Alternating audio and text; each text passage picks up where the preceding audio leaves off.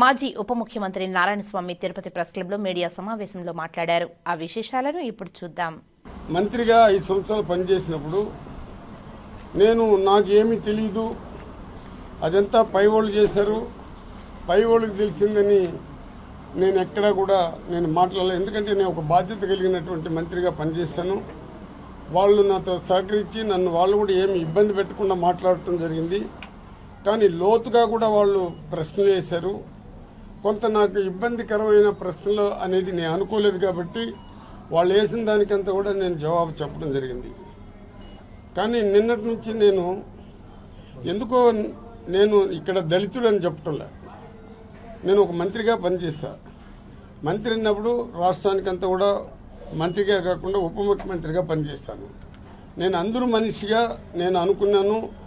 ఏదో దళితుడు కాబట్టి నా పైన ఇట్ట ప్రచారం పెట్టినారని కూడా నేను చెప్పడం లేదు. కానీ మరి ఎందుకు నిన్న మా ఇంటికి సిట్టోళ్ళు వచ్చినప్పటి నుంచి నారాయణస్వామిని అరెస్ట్ చేశారు, తీసుకొని పోతుండరు, వాళ్ళ ఇంట్లో డబ్బులు ఉండదు, దాన్ని లెక్క పెడుతుండరు, రకరకాలుగా వచ్చింది. మా నియోజకవర్గమే కాదు రాష్ట్రం అంతా కూడా దీనిపైన ఏమైపోయిందో ఏమో అని ఆలోచన పడేటట్టు వాళ్ళు చేయటం జరిగింది. వాళ్ళ విజ్ఞతకు వదిలేస్తున్నాను.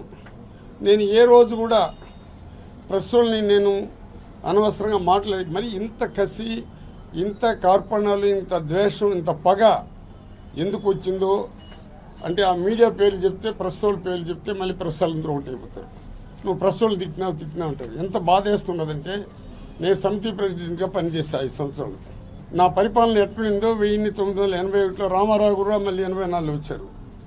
ఎక్కడ కానీ నేను నీతిగా బతికి ప్రజలకు సేవ చేస్తాను కానీ వేరే రకంగా నేను ప్రవర్తించలే. ఆ రోజు కూడా ఎడ్యుకేషన్ పైన 175 గ్రామాల్లో స్కూళ్ళు పెట్టించినాడు నేను. అదేవిధంగా మళ్ళీ సత్యవేడికి 2004లో నేను ఎమ్మెల్యే అయినప్పుడు అక్కడ కూడా మామూలుగా degree college, polytechnic college, 19 high school. ఎందుకంటే నేను సెల్ఫ్ మేడ్గా వచ్చినండి. నేను సెల్ఫ్ డబ్బా కొట్టుకునేది కాదు. ఎక్కడైనా సరే నా పైన నేను పరిపాలించినటువంటి నా నియోజకవర్గాల్లో కూడా ప్రజలకు సేవ చేశాను. కానీ ఏ రోజు కూడా నేను ప్రజలకి సేవ చేయకుండా వేరే రకం వచ్చిందిలా. ఇంకోటి మీ అందరికి కూడా చెప్తున్నాను, ఎప్పుడు కూడా ఇప్పుడు మనం ఉన్నాము, సత్యవేడు ఉంది, ఇక్కడ ఉంది, అక్కడ కూడా SCZ పెట్టినప్పుడు కూడా రకరకాలైన ఏది కూడా ఏ రోజు కూడా నా పైన వ్యతిరేకమైన భావాలతో ఏం మీడియా కూడా రాయలా. కాంట్రాక్టుల దగ్గర డబ్బు తీసుకున్న అలవాటు నాకు లేదు, ఉద్యోగాలు తీసుకునే అలవాటు లేవు. నేను కేవలం పేదవాడిగా వచ్చినా, పేదవాడిగా పెరిగినా. మద్యం అనేది కొన్ని టైమింగ్స్ పెట్టి జగన్మోహన్ రెడ్డి ఉండేటప్పుడు టైమింగ్స్ కూడా తగ్గించి స్కేల్స్ పెట్టి చేయటం జరిగింది.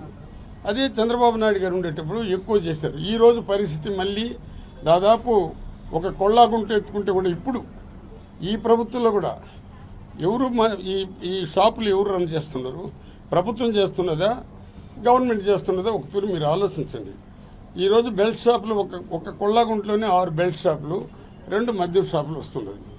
ఎత్తుకున్నోడు డబ్బు ఇస్తాడా, గవర్నమెంట్ రన్ చేస్తే డబ్బు ఇస్తారా? మీరు దీన్ని స్కామ్ అని దీన్ని ఈ విధంగా ప్రచారం చేసుకుని రకరకాలుగా ప్రచారం చేశారు. దీనిపైన ఎంక్వైరీలు అన్నారు. ఇది ఎందుకు ఎంక్వైరీ చేస్తున్నారో మీకు తెలుసు, ప్రజలకు తెలుసు. ఎందుకు నేను ఈ మాట అంటే బాగా మీరు కూడా పూర్తిగా ఆలోచించండి. ఈరోజు పరిస్థితి ఏమంటే ఎప్పుడైతే మందు ఎక్కువ అవుతుందో ఎక్కువ రచ్చలు వస్తుంది, రేపులు జరుగుతుంది, మర్డర్లు జరుగుతుంది, రకరకాలైన ఆలోచనతో ఉంటారు. విద్య కూడా ఎక్కువగా దెబ్బతినే కార్యక్రమాలు జరుగుతుంది. అందువల్ల ఇప్పుడుండే పరిస్థితి అప్పుడుండే పరిస్థితి తీసుకోండి. అప్పుడు ఇదే విధంగా బెల్ట్ షాపులు పెట్టినారు. ఇప్పుడు అర్లీ మార్నింగ్ పోతే నీకు మిల్క్ అంటే మన పాలు ప్యాకెట్లు దొరికే బదులు మనకి ఇప్పుడు 24 గంటలు రాత్రినక పగలనక ఇది మద్యం దొరికే కార్యక్రమాలు జరుగుతూ ఉంది. ఇది కాదంటారేమో.